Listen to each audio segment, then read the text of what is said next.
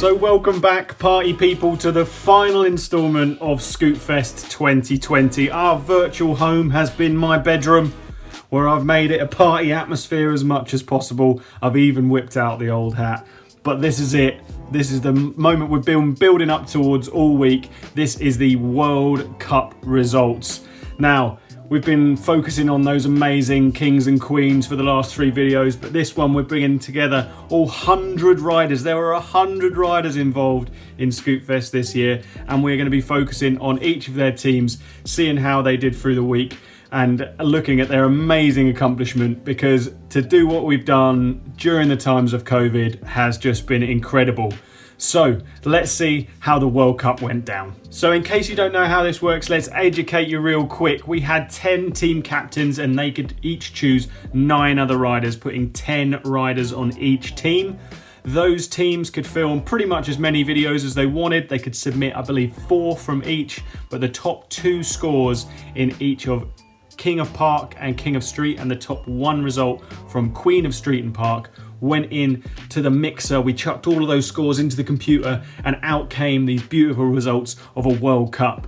Now, we only came up with this Nations World Cup thing last year, and it's amazing. It's gone from 4 nations to 10, and everyone's just like grabbed it and run with it. It's been so much fun watching these teams get to grips with it. It was so tough to see some of the teams who were blighted by hardships and lockdowns, etc. But we're going to run through the team scores now and shine a light on each of these amazing teams. So in 10th place, they may be last, but they're way up there in our hearts. They had to deal with the toughest lockdown of it all, and it is the French. So tough on them. Like pretty much moments before we went live with the filming period, the French authorities started locking down, and it's amazing that they got done what they did. Highlight has to be Josephine Skorsky's amazing Queen of Street and Park edit to take second, and Esteban Clot getting his film in 2 hours on the last night before lockdown. Incredible stuff. Such a shame not to see those Frenchy street shredders though. 9th place was Germany, also hit by a tough lockdown, but still we got that highlight of Nicholas Wellendorf's amazing tune. Give it to me one more time, boys.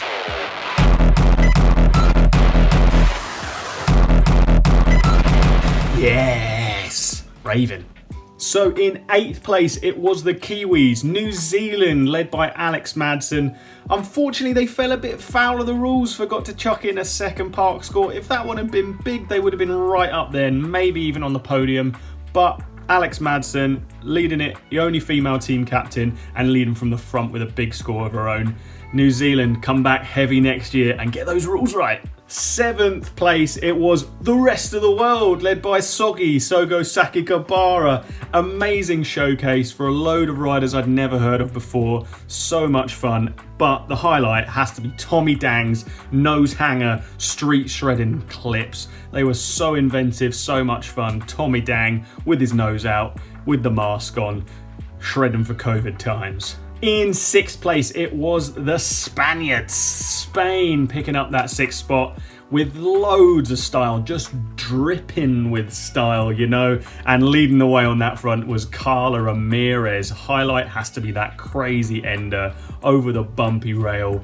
Absolutely epic. Great work from the Spanish team. Now, joint 4th place, we have my MVT, my most valuable team. They brought the most joy to me throughout the whole thing. It was the Finns. The Finnish were amazing, working as a unit. Kasu Palin built this family aspect to it, and it's like midwinter in Finland. There's no light. It's all dark, and they were out there under the streetlight shredding in sub-zero temperatures. Those Finns are hard as nails, you know? Hard as nails.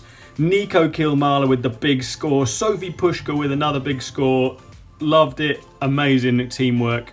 MVT, Finland in 4th. So in joint 4th place, literally on exactly the same decimal point of a point, was Czechia, led by Richard Zelinka, who put in 2 massive scores himself, and they were crazy consistent across the board. My highlight has to be David Senkir, just missing out on my top 5 from King of Park by less than a point. His run was outrageous, packing in so much stuff, massive gaps. Love that edit, and great to see redemption for David getting down an amazing run. He's been injured so many times at Scootfest before. Great to see him get down a big run and do well in King of Park. So on to the big guns now. The final three, the podium of Scootfest World Cup 2020.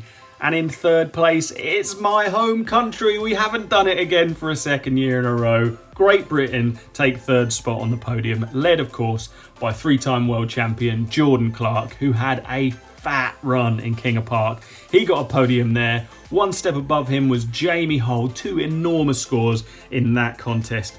Solid showing from Eden Galliano and Jake B. Smith in the King of Street, and of course Meg Clark in the Queen of Park and Street. My personal highlight, outside of all of the crazy bangers in Jamie and Jordan's run, see a couple of them here. Ooh, that massive gap from Jordan at the base was outrageous. But my highlight's got to be Jake B. Smith at Macba. Never imagined anything like this. Zero spin, double throw bar, fakie to fakie down the biggest three, like most famous three block in the world. Yes, Jake B. Smith, that was a hammer. So, top two left. I think you all know that it's got to be Australia in second place. Dylan Morrison, so close yet again, but still leading from the front like all the other team captains have done. Biggest score for the team for Dylan Morrison with that amazing King of Park edit. Loved that ender so much.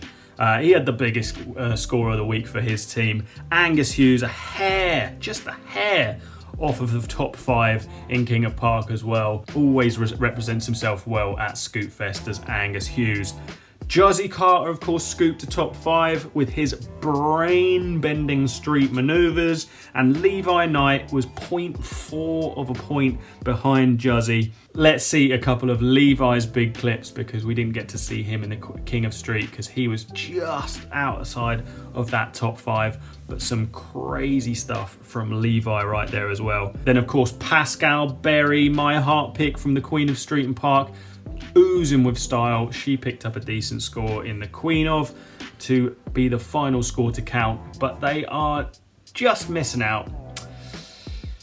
No, they're not. They are missing out by a big way, because the winners are the USA, who have romped away with this, won by nearly 20 points and took all three contests.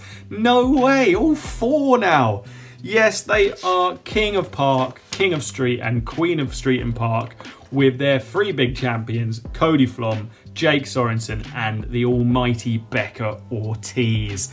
They couldn't have done it any better. A clean sweep across the board. Of course, they took a decent lead into today's contests, but King of Street, they scored the top two because Aussie Coates came in second as well to get that big score. Of course, Becca Ortiz cemented that amazing first place, making her, without doubt, the strongest female rider on the planet right now. And then, of course, back on day one, Cody Flom with that massive score in King of Park took the win. Team captain just behind in fifth place was Chris Farris, scooping the final score they needed. And in the immortal words of Cody Flom, let's frickin' go! So after all that excitement, I just need to say thank you so much to the amazing riders and team captains who put all of this together. It has been amazing. It has just filled my heart after this year of not seeing you guys, not getting a shout about you in skate parks. It has filled my tiny heart with absolute joy to watch everybody come together. And the most important thing was everybody was just like super stoked on everybody else's performances. The competition came second. Before that, it was everybody just amping on everybody else's amazing performance, and it was so rad to see that. I love to see the team vibes come together. Team Finland, you know what I'm talking about, but the US team all got together, all filmed together as well. Loads of the British boys all filming together, and I'm sure that was the same all over the globe. Absolutely amazing to see. So now is the sad moment that I have to draw this all to a close. Let's see some amazing clips in the background as I see us out of Scootfest 2020. We've been binging on nearly 100 edits over the entire week. Make sure if you haven't caught them all that you go and check them out on our YouTube channel. So before we go, don't forget that it's not over until you say it's over. Make sure you get involved across Facebook, Instagram, YouTube, and on the Scootfest website. Make sure you are commenting, getting hyped for the crazy edits that you loved across this week. Don't forget to check out our amazing partners who we couldn't do this without. Crisp Scooters, Mad Gear, Root Industries, District, Grit, Longway, River, Aztek, Blunt, Striker, Lucky, Ethic, and Apex. And of course, our official shop sponsor, Dogg Scooters, doing it for the UK, and our presenting partner, Action Space. Thank you so much to all of you lovely companies who help us make this awesomeness happen. So we will of course be back in 2021. Hopefully I'll be stood in the middle of a packed skate park with thousands of you around me screaming my little heart out on the microphone. But until then, make sure you stay shredding and stay safe. I've been Todd Grady. Until next time, see you then.